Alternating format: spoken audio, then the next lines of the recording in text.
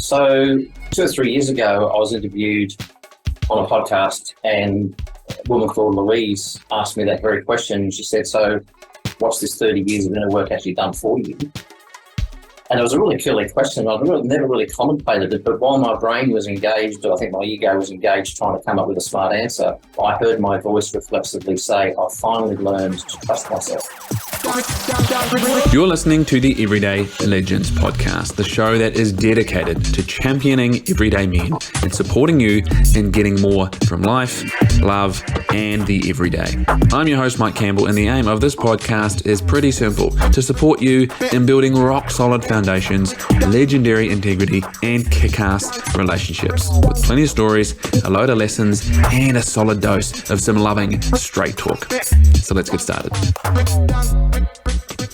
Hello and welcome to another episode of the Everyday Legends podcast. This is me, your host, Mike Campbell, and today I'm very privileged and excited to bring a guest who I very much consider to be a wonderful man and an elder, and that is Mr. John Broadbent. Now, there's a bit of a story to John and I meeting, and we touched on that very briefly in the podcast, but it was in 2012. We were both participants in a kind of 12-month or so business entrepreneurial accelerator. And it was at a stage in my career. If you've listened to this podcast before, you'll know some of my journey. If you haven't, hey, welcome. Go and listen to some of the episodes and tune in and subscribe and all the things like that. But I talk about my journey from, being a personal trainer and some shit that I went through, a fiance breaking up with me, ripping my heart out, stomping on it, all that kind of stuff. But not. And my mother passing away, being very sick, passing away, and transitioning into figuring out what the fuck is going on with me. What am I doing with my life? What do I care about? What am I good at? And, looking at my skills and all this kind of stuff. And it led me to, via my lovely now wife, Nadia, going to this course by Dent, the key person of influence. And I joined this program, and in there I met John.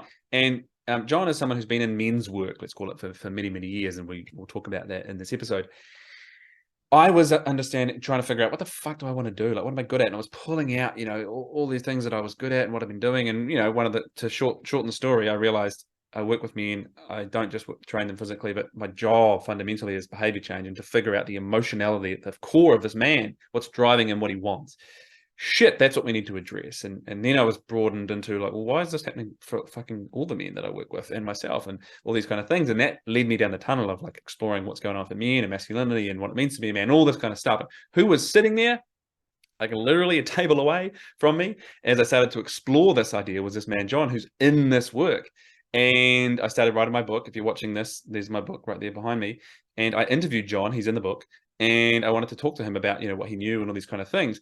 And I was a bull at the gate. I'm going to do all this stuff. And a few years ago, I was lucky enough to sit down with John again, and I was able to really sit and honor and thank him and share my gratitude for how he showed up for me in that time and sat with me and was patient and all these kind of things. And we talk about that a little bit in this episode as well. The changes, by the way, if you're interested in me, that he's seen in me from the age of 30, which is when I met him at 30, to now at 41. And we speak to how that actually translates to a lot of our journey as men. These transitions around 28, 30, kind of 42, 45, an area that John is a bloody legend in. And his own journey, from kind of an awakening in 1991 at about 32, thereabouts, and his own journeys through to his mid-40s, a marriage breaking up, all these kind of things. He's an expert in, relationships and working with men, no doubt, but he's got so much wisdom. And we talk about eldership and the role of it and the importance of it and why the hell it's missing and what we do about it and all these beautiful, wonderful, powerful things.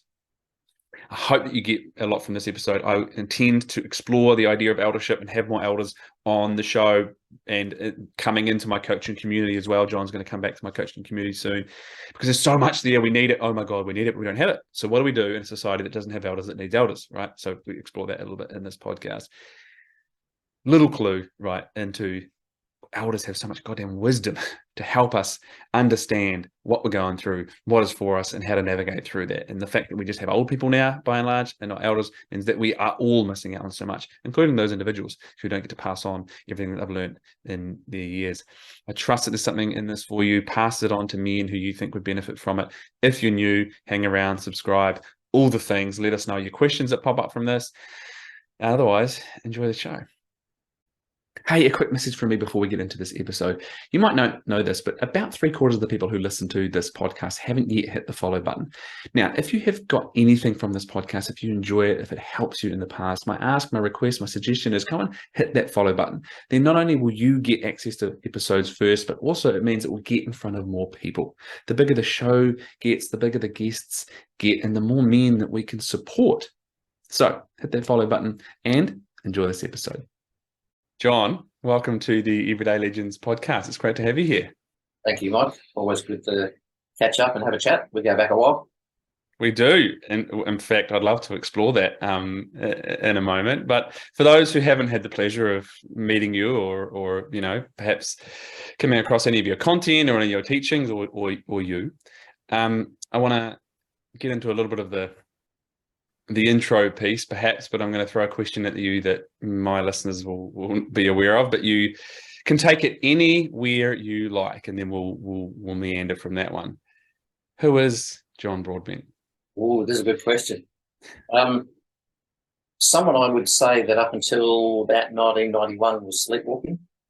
Going through... What age was that, out of interest? Sorry? What age was that for you? 33. 34. Yeah. When I look back, it was actually a trip to Monkey Mire, of all places, 1,000 k's north of Perth, and swimming with the dolphins for a week. I remember going there and standing in the water knee deep on the first day, knowing that I was going to be there for 7 days. And when the dolphins sort of swam past and looked at you and then swam away, I suddenly looked around and realised I'm in the middle of nowhere with some cabins and a caravan. And realising that I'm going to be bored shitless for the rest of the week because I've just done what I came to do. And it Tick was the box. And a week of immersing myself in the ocean, swimming with the dolphins, and looking back, that was really the moment of awakening for me. Were you solo? I was with my wife at the time. Yeah. But looking back, I realised that something happened to me during that week, because at the end of the week, I wanted to sell up and move there. And I think those damn dolphins are pretty good at doing the things they do with their sonar. Something happened. And I've been back in Sydney 24 hours and got this random phone call from a random person that I'd heard of through as a sort of a spiritual teacher who said, come to Golgotha Plateau in Sydney, you're invited to a dolphin meditation.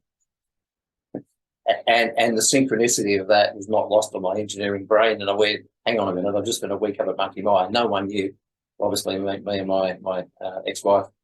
And that was it. We decided to go, and that was the beginning of my journey of self-discovery.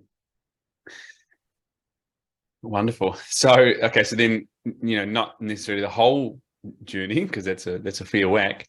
So where does that take us to now, and who is John Broadbent?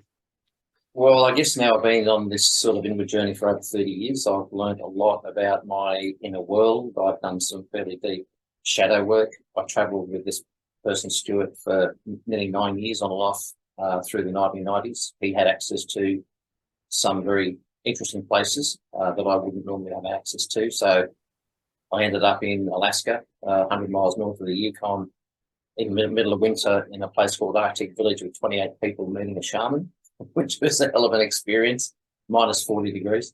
I ended up meeting elders of Uluru in Wadijula community.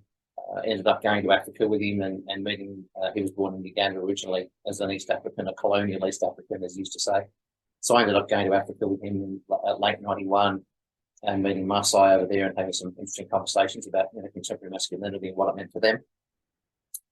Sages in the Himalayas, healers in Bali, which were all outside of my engineering background comfort zone. So a bit like Carla Castaneda without the substances, I sort of got shaken up a hell of a lot everywhere that I went. Things that I experienced that for me were palpable experiences. And not really classifying myself up until that time as a spiritual person at all, and certainly fairly non-religious just because of my upbringing. But stuff started to shake me up significantly. And in the mid-90s, he would run trips down to Nullarbor.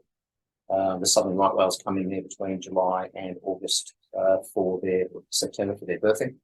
And to be on that land in the middle of nowhere with 60-odd whales out in the bay that have been giving birth, the energy of the land was just, incredible. So I think by the time the 90s had finished, I was definitely shook up, shaken out, and spat out the other side. And then he passed away unexpectedly early January 2000 after the euphoria of the new millennium. And I ended up then raiding his library. And up until that time, I hadn't been much of a reader and started reading a very eclectic library collection. And so I spent the last really 20 years collecting my own library and reading extensively on personal development, but everything from Carl Jung, a guy called Robert A. Johnson, who's my favourite author, Fritz Perls, Waldo Reich, Deepak Chopra, like a whole range of teachers, if you like. And really understanding that the process that I'd been through, which for me seemed completely random, was actually fully decided. Right, yeah. It all made sense when I knew what the underlying processes are that we lock in place from early childhood, from our wounds, how they show up in adult life, and then we have a choice as to whether we own them, parent them, or let them run rampant. And yeah, and I can just, I suppose, imagine as you said, the eclectic mix, and then the depth of which you were learning, but also where it was taking you, as you said before, your own inner world. So what's kind of shifted for you, do you think, at the foundations of who John is from, let's say, 2000-ish to 2023? So 2 or 3 years ago, I was interviewed on a podcast, and a woman called Louise asked me that very question. She said, so what's this 30 years of inner work actually done for you? And it was a really killer question. I'd never really contemplated it, but while my brain was engaged, or I think my ego was engaged trying to come up with a smart answer, I heard my voice reflexively say, I finally learned to trust myself. And that was a significant shock for me to hear those words coming out of my mouth. Because because of my upbringing, lots of trust issues in my life. And it wasn't until the last piece of the puzzle fell into place that I realised my trust issues were simply a mirror of my lack of trust of me. And once that sort of locked into place, I think I approach life now with a lot more fearlessness. There's nothing really that I'm up against that ever really stops me from moving forward. It might be a challenge. It may not be what I want, but it's always what I need, is what I've learned. And I've learned to be comfortable in the discomfort of that. So it doesn't mean I don't get afraid. It doesn't mean that I don't feel fear. But it means that I'll back myself, and if I fuck up along the way, then I'll own it, because I've got enough of myself and my own sense of self-worth and self-esteem that I can own, the mistakes that I make, and go back with someone a sincere apology if I haven't been at my best. I love that. Thank you for that. So I'm interested, first of all, now I can't ask you that question, of course, but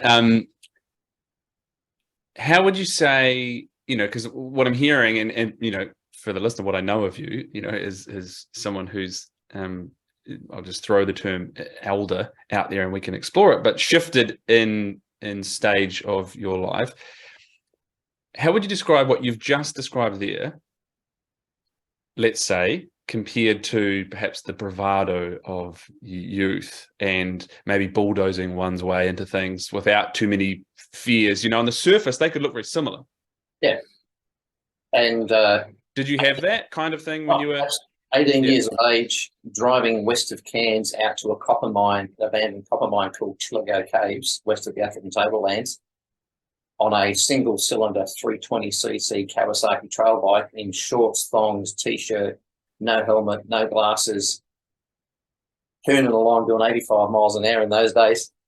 And a bug hit me fair and square in the forehead, and it almost nearly knocked me off the bike, is how it felt. And in that moment, hurtling along this gravel road, this dawning awareness hit me. I went, you're in the middle of nowhere, you've got no protective gear. If you come off this bike, you'd better hope you die, because the amount of bark you're going to lose is going to put you in a significant amount of pain. And maybe you're not bulletproof. So then now, looking at that, obviously there's very different. How would you describe the differences in those, the landing is what I'm hearing in the current stage versus, and the trust, obviously, to the earlier point, to how that could be on the surface? Yeah, in that moment, that's when I backed off the throttle. Yeah. and realised that I was, pushing myself beyond my capabilities and capacities. Yeah. And being a father to an almost 21-year-old at the moment who's out there living that life of edgy. Yes. From, Edgy. Yeah. from full weekend parties and raves to, working a job and all the stuff that they do. It's interesting watching him find and push out to find his grown edges. And I think that's a healthy place to be. But he's got one mate in particular who's a little bit more wild and tends to lose control and sort of becomes the fall guy for the rest of the group. Right. What a burden to carry. Yeah. But I sit back and observe this and just watch it and go like, yeah, wow, I can so relate. And I think, Alison Armstrong, you and I have spoken about the amazing development and she talks about up until about the age of 28. That's really what we're trying to do. The first 14 years is trying to establish ourselves and understand the rules. And then sort of 14 to 28, she calls the ninth phase. We go out there and, conquer dragons, storm castles, rescue damsels, all that sort of stuff. It's obviously part of our mythology. But I think a wise young man will come out of that 28 to 30-year transition and suddenly realise that he's not bulletproof, that Richard Rohr's, you are going to die, life's not fair, and that we are ultimately mortal and that no one gets out of this experience alive. Yeah, and potentially something as small and seemingly insignificant as a bug could potentially end it all or give you the lesson that you need. Yeah. So for you, I was going to say second time round, but that's not really it. But this arriving almost at this kind of depth of trust and confidence and a version of fearlessness. Yes. Does that feel different? Oh, massively. How? I now realise that life never conspires against, only conspires with. I realise that there's a great quote by Steve Jobs. I'll have to paraphrase it, but he basically says you can't see the dots looking forward. You can only see the dots lining up when you look back. And I've had multiple experiences in life where the final piece has been put into the puzzle. I didn't even know it was a puzzle till the final piece goes in and you stand back and I look at the magnificence, the Bayeux tapestry, the holographic interconnectedness of all these things and look and go, holy shit, if I hadn't made that decision all that time ago and followed that crumb trail, I wouldn't be where I am today. Sliding door moments, And for me, as life shows up, I've learned that if I say no to something that's showing up repeatedly in my life, I'm just wasting time. It's just going to keep showing up until I say yes. So hello, I'm running out of time, so I might as well say yes and just get on with it and put up with the discomfort, learn to navigate it, and see it as a learning and growing experience.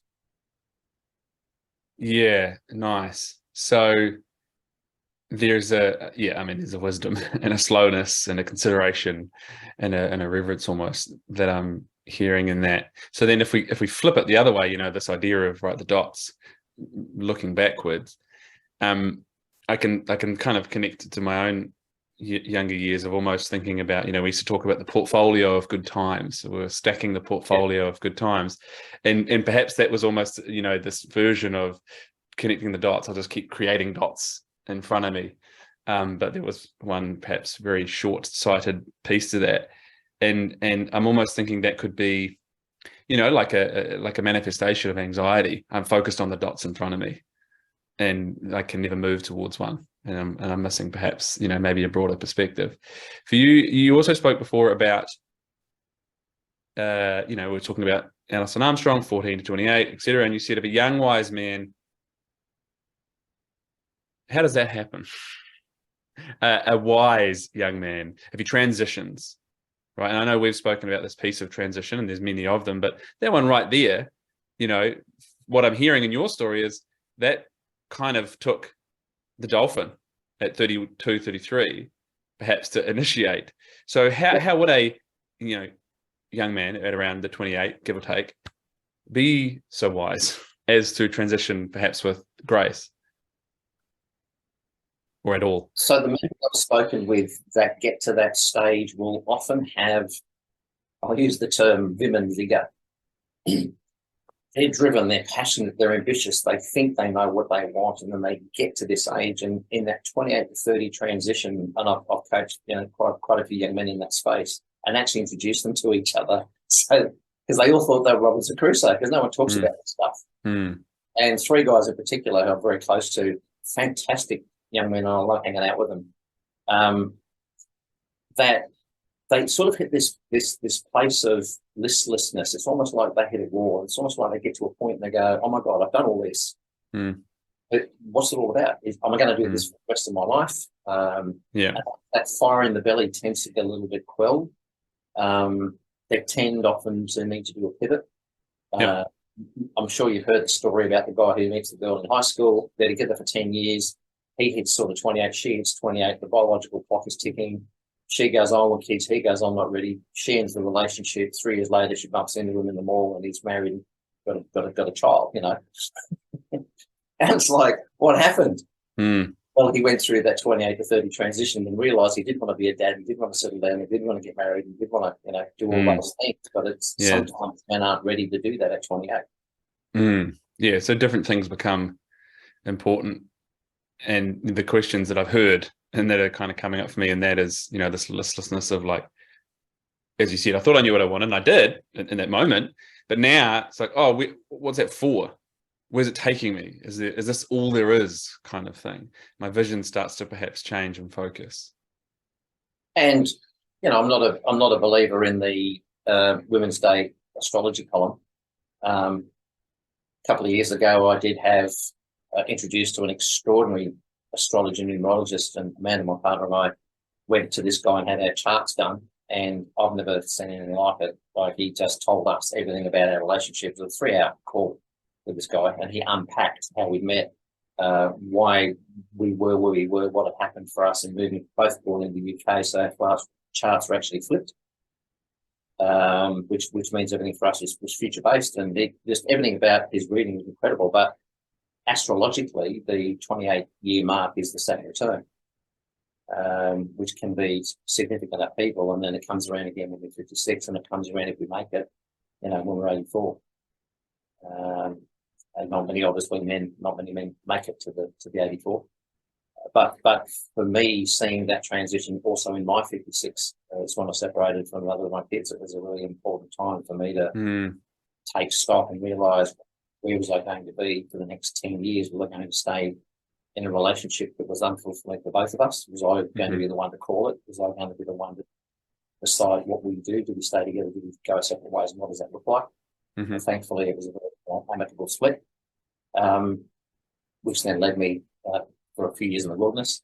But then meeting my partner at the moment, Amanda, who's just been an absolute gift from God sent to me. And that's her being a coach in her own right with women, me being a coach in my own right with men. We paired up to become basically a couple of relationship coaches that we never ever planned when we met, never thought that we'd actually run a business together. And we're having a ball.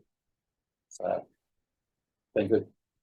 I love it, and there's the different stages, and perhaps what is true and maybe even available or possible for us at one stage is perhaps not even close to being what is possible or even on the horizon at another stage, right? But I think that can be a real challenge for a lot of people, is that we can see our now and think that's our forever. How would you explore that to someone who might be experiencing that thing? And it could be in any stage, but maybe it's in that transitional period, as you said, where listless, or perhaps hitting it, feeling like there's a bit of a wall. And often I think that's it. Like, maybe there's an idea that there. I think maybe there's something more, but bugger if I know what or how. And so it's hard not to just see what's in front of my face. How would one? Yes. How would one explore that now that they've had the years behind them? Looking back for us who don't have the privilege of seeing dots in front of us, but perhaps you've seen a few behind you. Oh, I don't see the dots. I just see the crumb on the floor, and I can enjoy it. I can pick it up and inspect it and go, "Oh, look, there's another crumb." The Hansel and Gretel story. For me, it is when I feel that I'm caught between a rock and a hard place. When I feel that I'm stuck in a place that I'm not quite sure where to go next, the best approach is for me to sit, is to be in that space and sit with it, as uncomfortable as it is, And eventually, the rock and the hard place, one shows the softer option. They're never exactly the same. Yeah. Um, Yeah, and I love that there's a patience there. Coaching a young man recently who made a commitment to himself. 5 days later, let himself down, his words. Got on a coaching call with him and he said, I'm really upset with myself. I thought I was further along the road. So I didn't have his little rant. And I said to him, okay, I have a question for you. How long is this road exactly? And he goes, well, what do you mean? I said, well, if you think you're further along it, you must have a quantifiable length as to how long this road is going to be. And he goes, oh, yeah, I hadn't thought about it like that. And I said, the good news is the end of the road is the day you die. There is no road. And yes, you can try to get base camp of Everest and do all your training and run up to the top of Mount Everest and be the first guy to get up there in 3 days or whatever it is that suits you. But that's not what climbing Everest is all about. It's about base camps on the journey and the assessment and how do I go and what can I do so I don't kill myself in the next push up to the next base camp or, the push for the summit. And for me, life's like that. Life's a journey. And they always say it's not about the destination. Well, we know what the destination is for all of us. So why not stop to smell the roses? Why not be patient? Why not take time to be with the present? And it's Robert Johnson, where I learned from him as an author, that said, happiness is being in the happening. So while ever we're rushing around and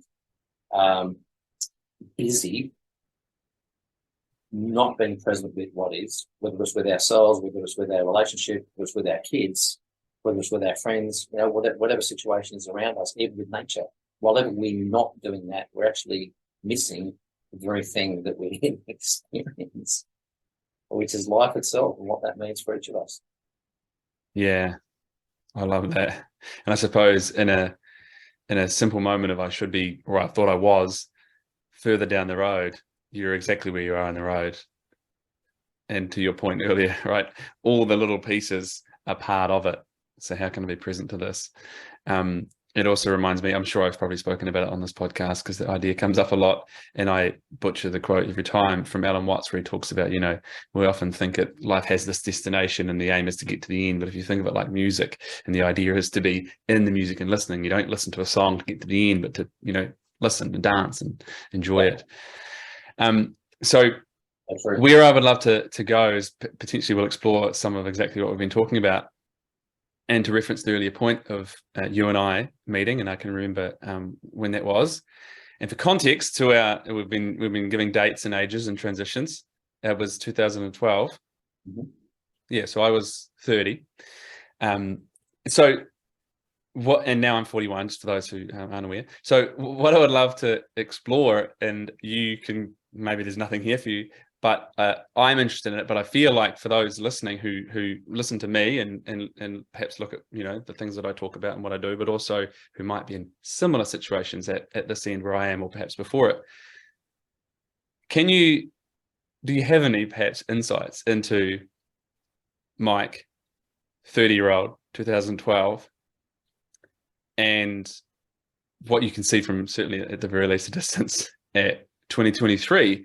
And those, pieces that you're talking about, because I can reflect and see some things, but I'm interested to see from someone who, because here's one of the things that I'm very interested in as well is, we can learn a lot from aging, right? But there's always going to be changes that we still don't have the perspective on because we can't look back at where we are right now yet, right?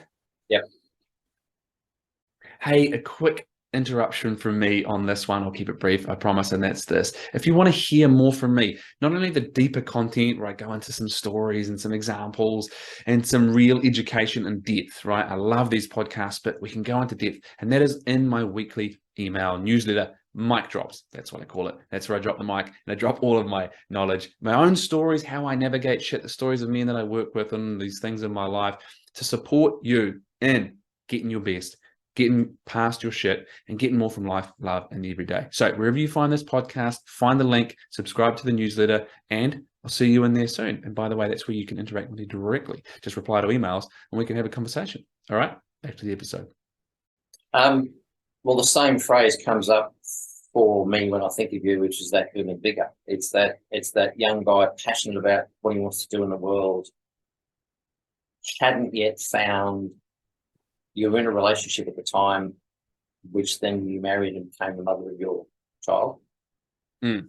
But I remember at the time you were both presenting as effectively, the double income, no kids, living your own passions around personal fitness, health, and watching you over those years. We didn't have much contact, I guess, during sort of the next 5 or 6 years. Obviously, I've published a book, I published a book, we connected through that. But then, seeing your life unfold through that. But then, you got married, you decided to settle down, you had a child, back to New Zealand, back to your roots, and all that sort of stuff. And that for me is a really beautiful model that a lot of men suddenly find themselves again without realising, without talking about it. That pattern seems to be repeated a lot in the guys that I know that are there 30, 31, and now they settle down, have a child, get more family focused. Career is not so much, it's important, but not as important. They're not driven by that from their identity anymore. Yeah. And I know from the Tony Robbins, 6 core human needs model, as he calls it, that we will get all our needs met by hook or by crook, and we can get them fulfilled resourcefully, unresourcefully. But those needs are important to be met through multiple areas of our life, not just our relationship, not just our job, not just our social networks, not just our hobbies. We've got to, at times, I do this quite regularly, is do a stock take on where am I in my life, how are my needs being met, which vehicle is meeting what needs, and where are the gaps. Then I go, I'm getting a bit bored, I go and take up a new hobby. Whatever that is. At the moment, it's learning how to make damn sourdough bread. It's driving me mad because I can't make a decent loaf. So who knows? It's from one step to the next. It's something that interests me and something I want to explore. So I'll keep going with it until I make a decent loaf, and I'll probably quit and do something else because they get bored easily. Yeah, and I suppose it invites you to being a beginner on a regular basis as well. Yeah. So thank you for that. And by the way, this wasn't planned. So there was a pop quiz really for John.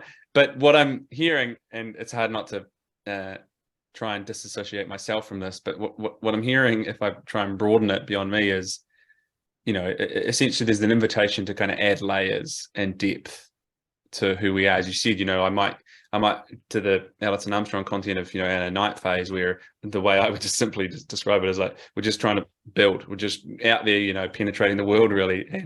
And we can often do that through our careers, like sometimes solely, or perhaps to my earlier example of, and the portfolio of good times. And then there, it can be the most important thing in the world. And a lot of men will have their kids and still the focus is there. And then they might wonder why, relationships are tearing apart perhaps at some point. But there's an invitation to these transitions at different stages where, there's almost adding identities in a sense, or at least expanding it perhaps. Yeah. And the 42 to 44 for me is the most treacherous transition that we go through, isn't it? Can you explore? Sorry? Can you explore? I will, yeah.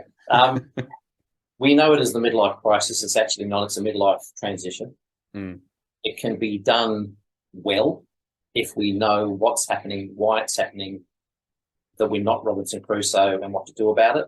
That can be done badly if we have no understanding of what's the psychological process that's happening in us, and we do our best to ignore it, deny it, or fight it. That doesn't end well for anyone, sadly. And no, I mean, if fighting it would, I think, imply that we're fighting ourselves at some level, right? And some do, to the point they take their own life. And that's the tragedy of it all, that the loss of life to suicide during that age group. I think, from the stats, Mike, that sort of death to suicide in sort of 35 to 44 around that age group is the largest cause of death. And the reason it happens is simply that during that time we are being called on to go back to our childhood to address the wounds that we collected during that time, because no one comes through childhood unwounded. That's just what it is, whether it's by our parents and their lack of awareness of what we needed at any point in time, whether it's by our culture, whether it's by our teachers, whether it's some teacher calls you, you're a stupid idiot because you couldn't do something the way they wanted you to do it, and embed that and and that gets reinforced over time, and before you know it, you come out as an adult who has no self-confidence because you just stupid all the time. I know that story because my father, being born in Northern England, and the first 10 years of his life was, 35 to 45 was the first 10 years of his life. So that was effectively 39 to 45 was the Second World War. He was in Yorkshire. Tough times. And my dad came into life when I was born with basically zero self-esteem or zero self-worth. So I had nothing to model. So I started from that very low base. And then during my 40s, all those wounds unresolved surfaced. I've since read about this is actually the process. It's like, I wish someone had fucking told me that before I started. So I knew what was happening. Yes. Thanks, older guys. What led you to looking at them at that stage then? Simply the work that you discussed earlier? Yeah, I was already in process. All of that. Yeah. Sort of 33, 34, and then I hit the wall in my 40s, at 42, 44. My friend and teacher had passed away when I was 43, so I lost him at a pivotal time when I needed someone to hang my head on and someone to hold me stable, and he'd gone. So I was like, okay, what do I do now? And that's when I decided to really take stock and take responsibility for all of how I'm showing up in the world. And it's a painful transition, there's no question about it. But if we don't do the inner work, if we don't own our wounds, then we can't heal them. If we can't heal them, we don't become whole. And if we don't become whole, then the second half of life is spent fighting away the demons rather than in midlife taking the opportunity to build a relationship with the demons, find out why we created them in the first place, what's the wisdom that they hold that we can now bring into our larger awareness of who we are as a human being. It doesn't mean that the patterns and fears and all the things that we grew up with disappear, but it means the volume becomes much lower. Yeah. And Ram Dass, the famous guru from the last century, said, he now calls them old friends. So if you have a childhood-based fear of something and that surfaces when you're in your 40s or your 50s, it's no longer taking you over. You're no longer paralyzed by that. You're no longer abrogating your responsibility as the boss of self and handing that over to a wounded child and letting them out into the world to create absolute bloody havoc. Yeah.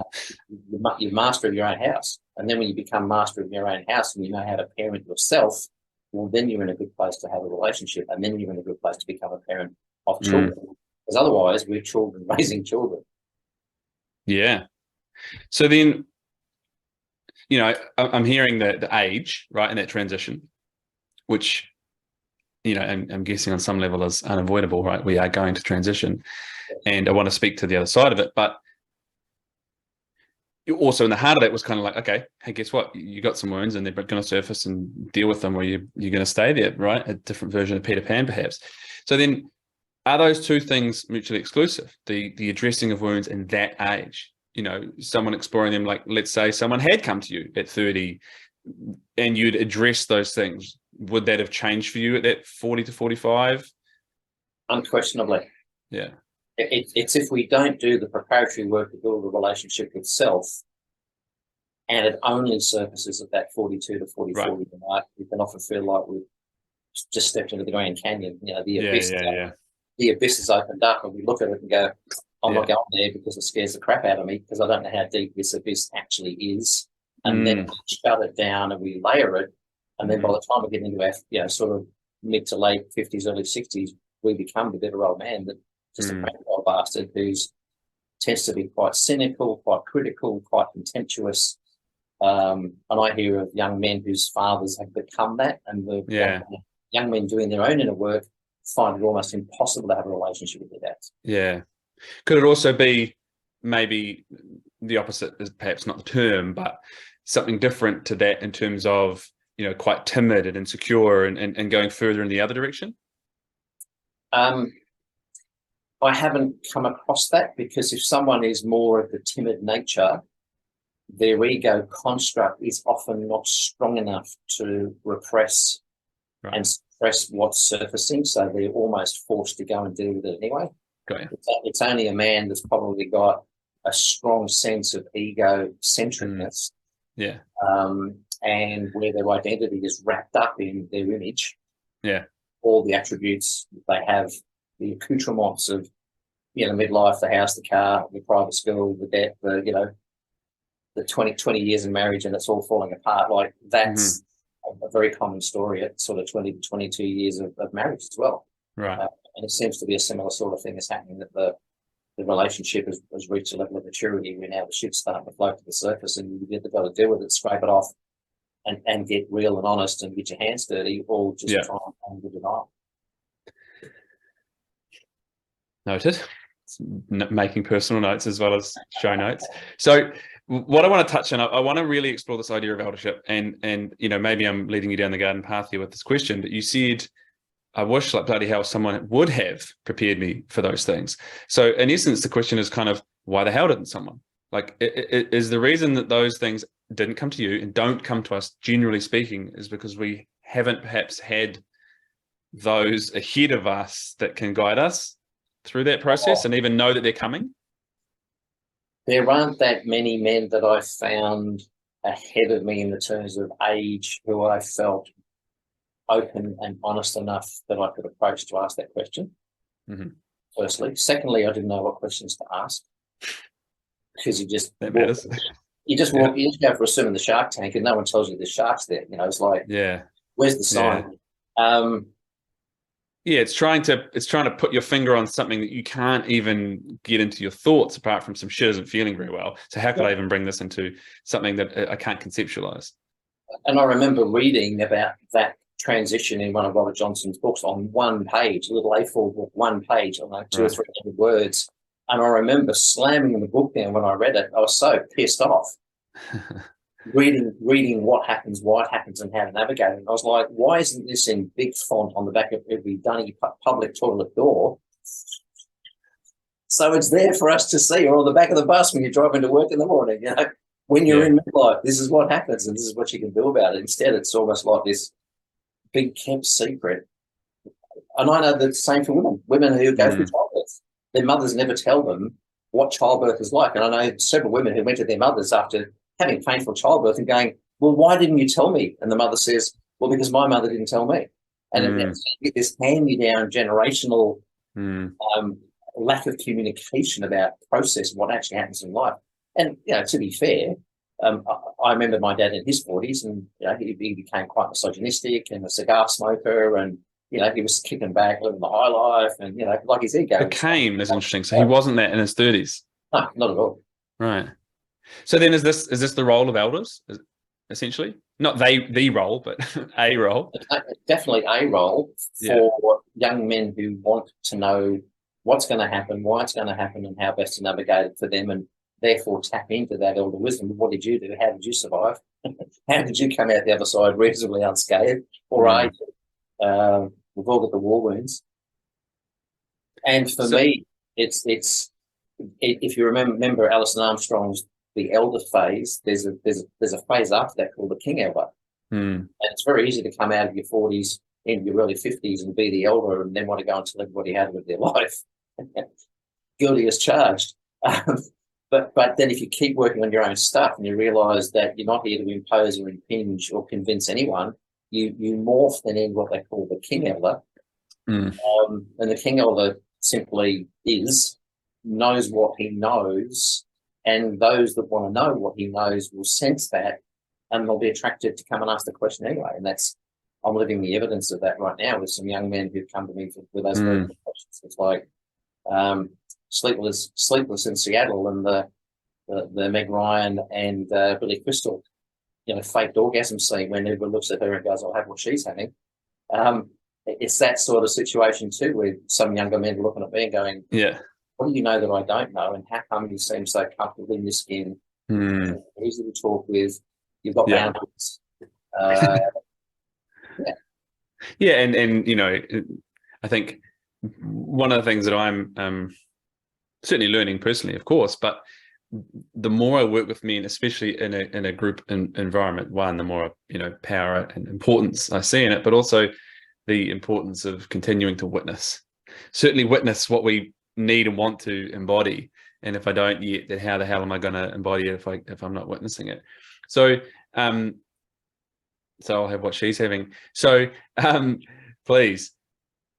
So why don't we?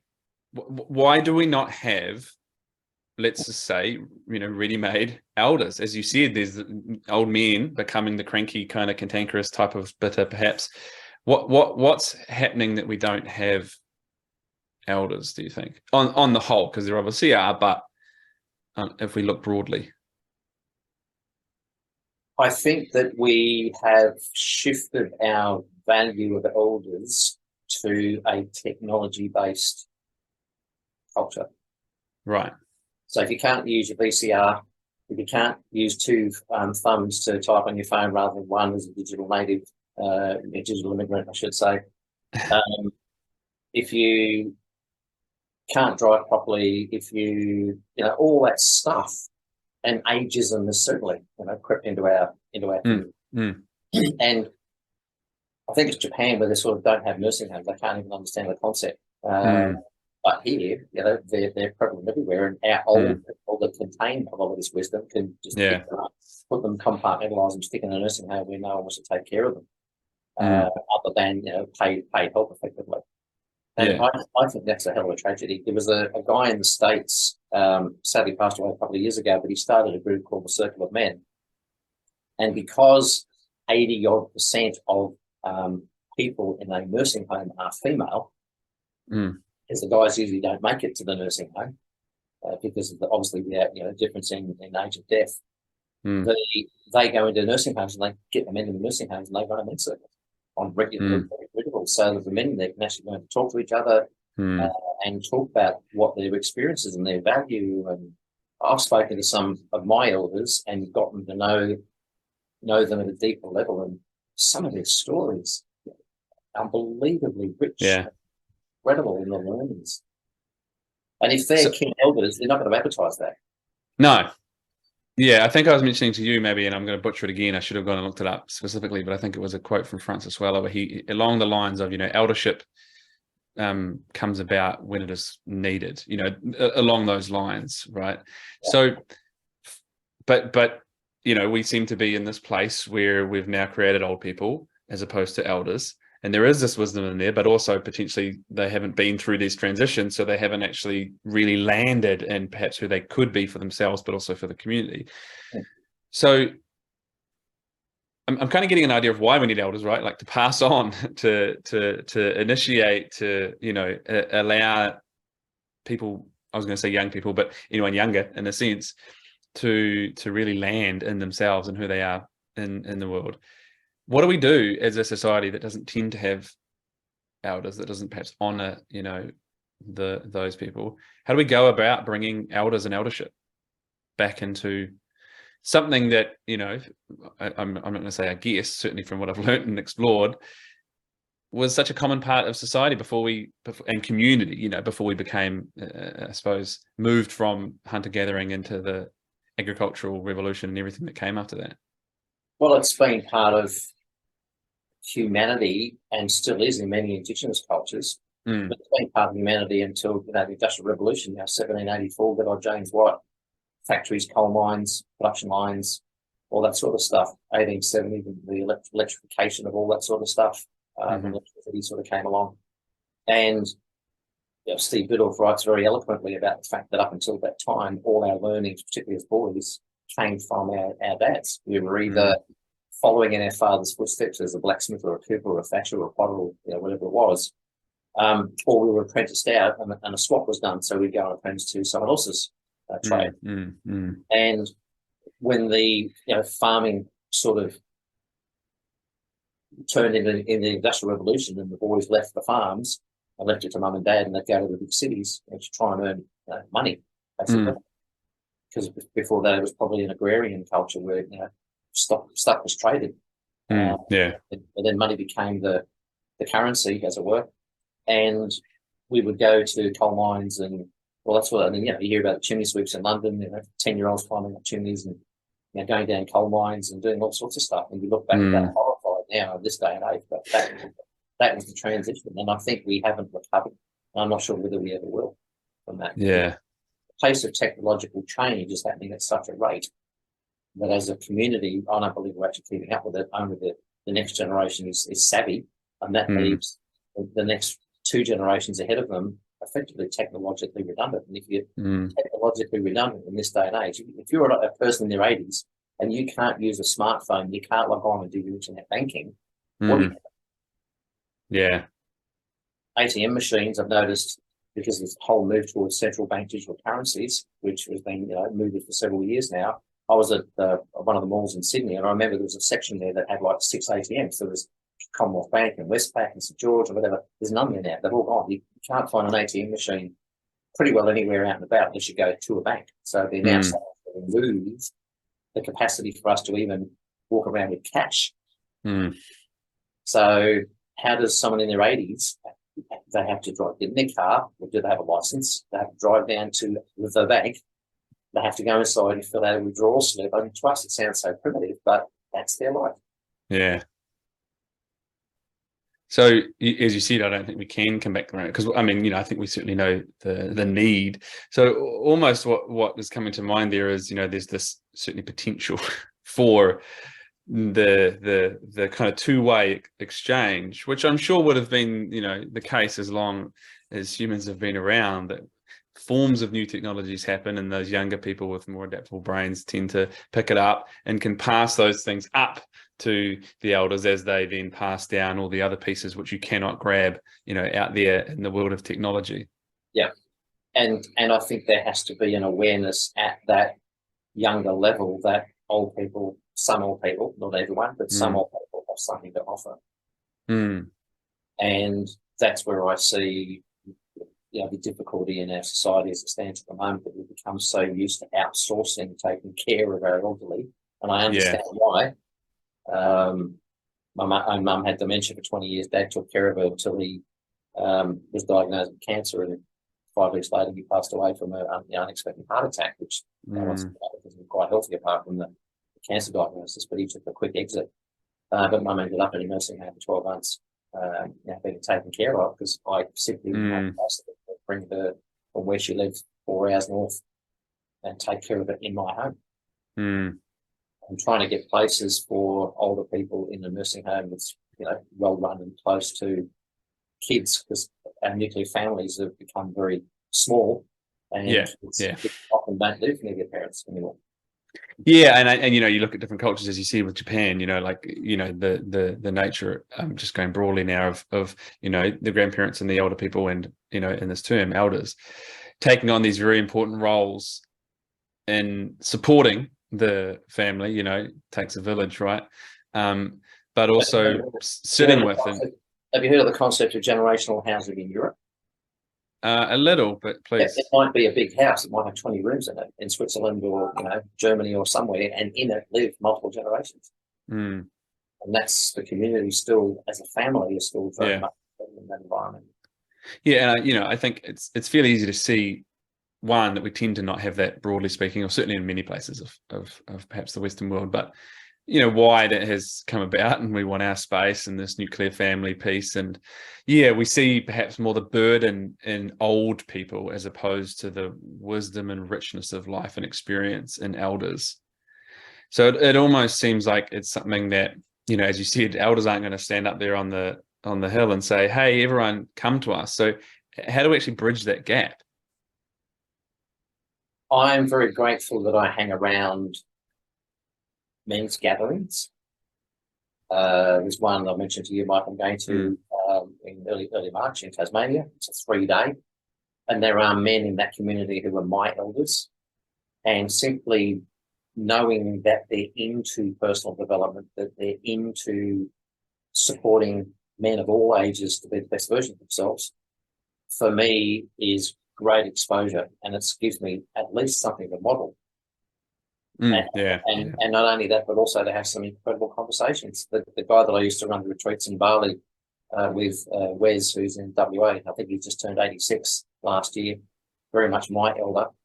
But I've got the most incredible relationship with Wes, because he's a larrikin, politically incorrect, and calls a spade a fucking shovel because he can at 86. He's incredibly gifted with a modality called action methods or psychodrama, depending which school you went to. And his insights into what's going on under the bonnet in some men that he supports and coaches and facilitates is just incredible. I went as a participant in the first workshop, and then Wes gratefully invited me back to go back and run 2 with him as a co-facilitator, and watching him do his stuff was incredible. And I, being in his presence, observing, listening, like, you know, a question would come, a guy would ask a question, and I'd want to answer the question, and Wes would be asking the question, why are you asking that question? It's like, oh, wow. What's the frame that this person's approaching that from? What's lying underneath that? So his ability to dig down, get to the nub of what's really going on in that man's psychology is just incredible. And I've learned so much from hanging out with him.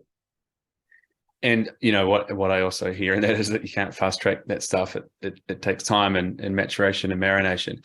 What, you know, you have elders, obviously, someone like Wes. So here's a question then: do you consider yourself to be an elder? No, I don't think. Seems like a weird question. Yeah, well, it is. I don't think it's a label that we can claim. I think it's something that's bestowed, and it's bestowed by us. So one of the exercises we did in Bali, which was really beautiful, was called an elder mapping exercise, and it was a whole list of attributes that Wes and his business partner Peter that put this together all those years ago. A whole list of attributes that you can do to demonstrate eldership. And we had to do this self-assessment piece, where are you showing up? Are you showing up well? Are you showing up a little bit or not showing up at all? And grade yourself into where you're showing up or not showing up. And I realised the areas where in my community and friends and family and whatever, I wasn't showing up as my best self in that elder way. So I made commitments of what that would look like coming back to Australia from that retreat, that then modified my behaviour to start showing up more. And when you say bestowed, right? Because, you know, in that I'm hearing like essentially who you're being and how and with whom. So when you say bestowed, by whom? Or is that just not a question that works? Above, below? You know, like, again, I can come to you as an elder, and is that the moment it essentially is bestowed? Well, it is by nature of the relationship. If it's purely a coaching relationship, you've got a problem in your life, you look for someone who might have walked that path and looking for a bit of support, because you can see, like, a tennis player that are a better tennis player than you, or a golfer that are a better golfer than you, and you want a few tips. That's sort of the coaching role. I understand that, and I'm quite comfortable in that role. But sometimes I have a young man who comes to me from a mentoring point of view because he sees some characteristics and attributes in me that he wants for himself, not realising he couldn't see them if he didn't have them. So that first mentoring call is quite an interesting one.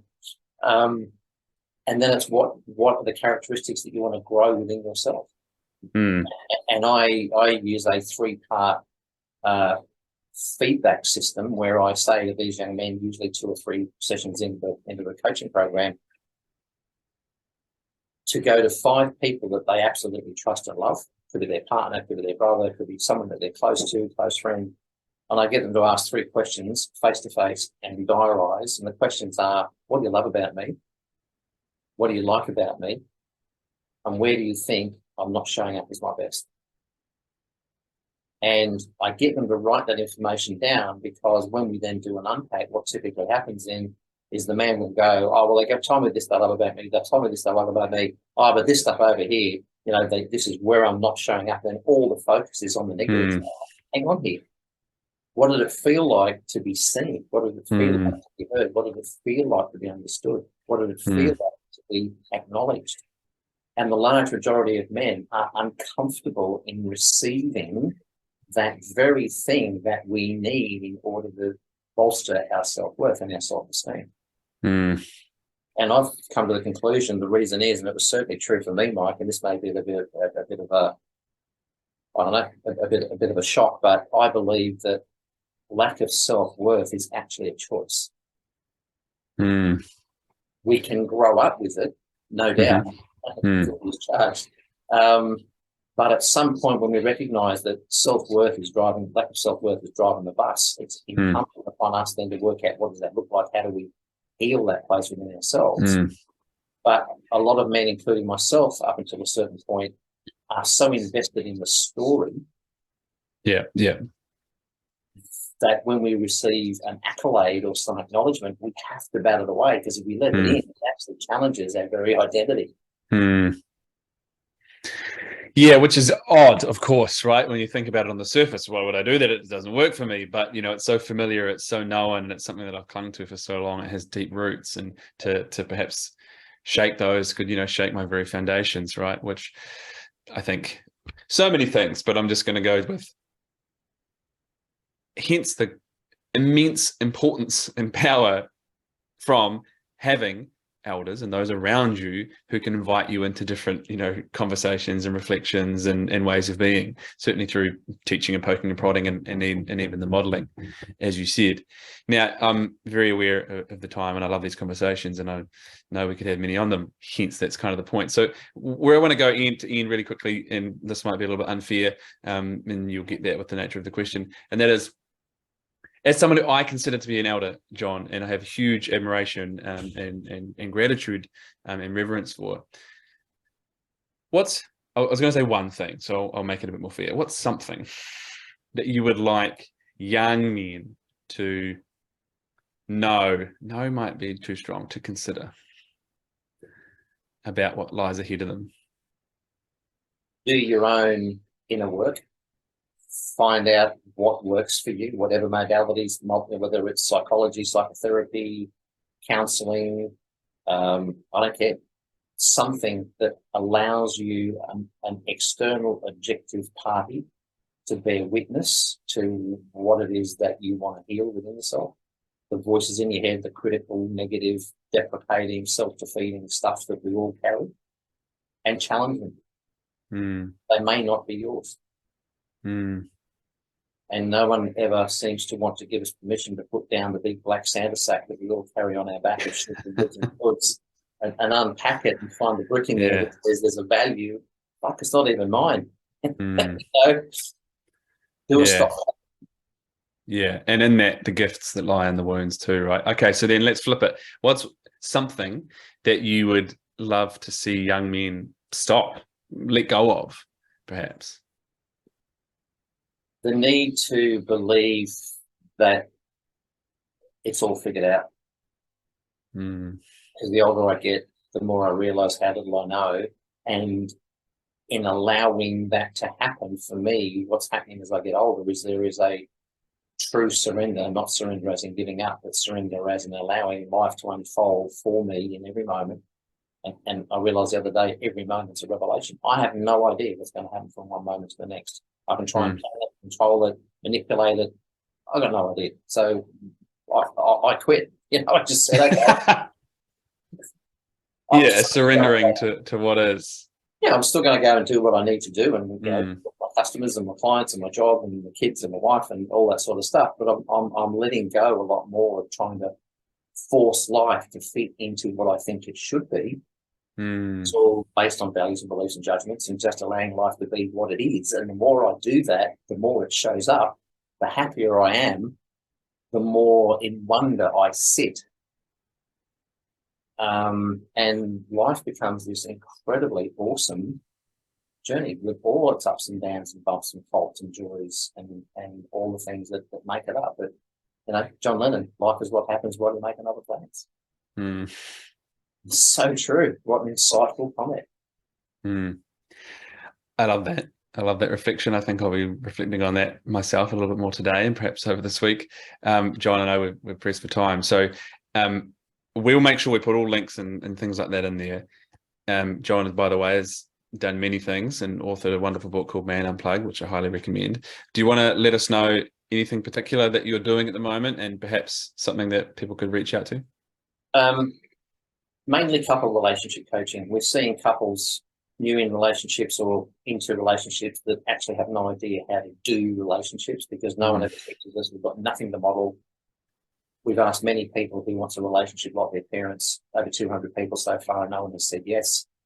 So you think about that, we come into a relationship with what we don't want, our partner does the same. We then look external for who can we model? Well, Hollywood. Johnny Depp and Amber Heard, no. There's nothing to model, so we then just set and forget and hope for the best. And that's why so many people struggle in relationships. And so Amanda and I, the last 2 years, have been putting together programs and workshops to actually help couples understand these are the tools. Right now, you've got one tool on your belt. It's a hammer. When you're a hammer, everything looks like a nail. we give you a whole kit bag of tools and teach you how to do relationships, and then you can actually build, just like Lego blocks, the relationship that you want and desire, rather than just hoping it's going to work.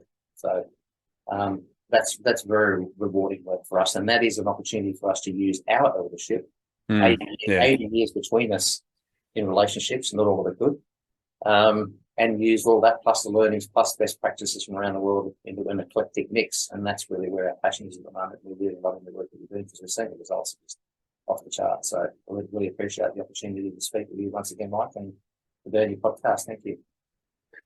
An absolute joy. And, I always am hugely grateful for our time. And, I remember we met a few years ago, and I was thankful for how you had, shown up for me back to the earlier reference in 2012.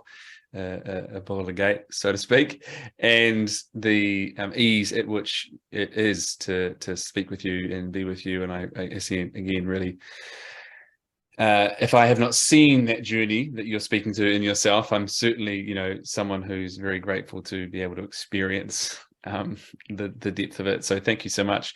We'll get all those things out there. And John, thank you for coming on the show. You absolute legend. Well. You've been listening to the Everyday Legends podcast, the show that is dedicated to championing everyday men and supporting you in getting more from life, love, and the everyday.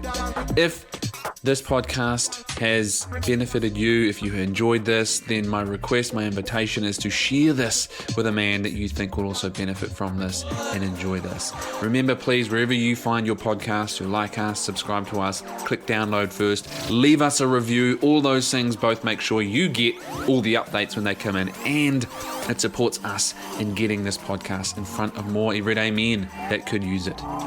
Until next time, I've been Mike Campbell.